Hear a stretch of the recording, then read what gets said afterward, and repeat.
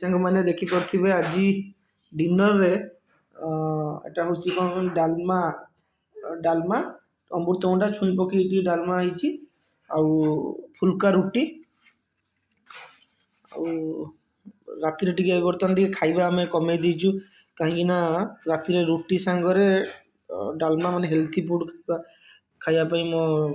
planning କରିଛୁ ସେଇଥିପାଇଁ ରୁଟି ଆଉ ଫୁଲକା ରୁଟି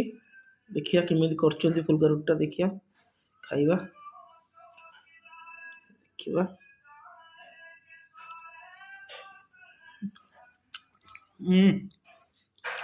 ଭଲ ହେଇଛି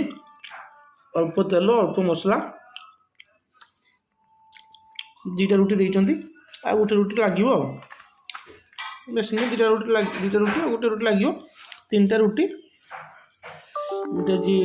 ଜଲ୍ଦି ଖାଇ ଦେଉଛି ଆଉ